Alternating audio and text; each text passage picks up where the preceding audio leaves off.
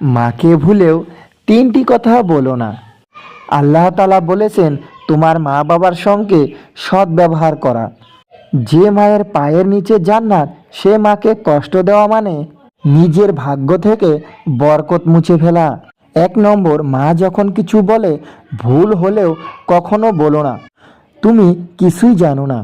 কারণ আজ তুমি যত কিছুই জানো তার প্রথম শিক্ষক ছিলেন তোমার মা। তোমার প্রথম শব্দ, প্রথম হাঁটা সব তোমার মার হাত ধরেই শেখা। তাই মাকে ভুলেও অসম্মান করবেন না। 2 নম্বর, কখনো তাকে বলো না তুমি আমার জন্য কিছু করছো। কারণ তোমার জন্মের মুহূর্ত থেকে তিনি তার ঘুম, শান্তি, স্বপ্ন সব তোমার জন্যই ত্যাগ করেছেন। তুমি যতই বড় হও না কেন তার ঋণ কখনো শোধ করতে পারবেন না। 3 নম্বর, রাগ করে কখনো মাকে বলো না তুমি আমাকে বোঝো না।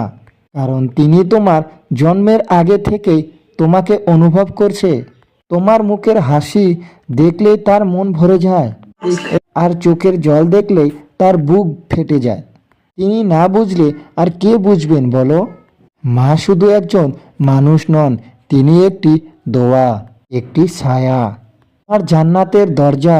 আমি মনে করি যার মা আছে সে এই পৃথিবীর শ্রেষ্ঠ ধনী ব্যক্তি, আর যার মা নেই সে পৃথিবীর সবচেয়ে বড় অথবা হলেও তার কখনো কোনো বস্তু নেই মনে হয়। বন্ধুরা, প্রিয় বন্ধুরা, ভিডিওটি যদি ভালো লাগে আর আপনি যদি আপনার মাকে ভালোবাসেন তাহলে প্লিজ চ্যানেলটি সাবস্ক্রাইব করে দিবেন আর পাশে থাকবেন আমাদের সঙ্গে।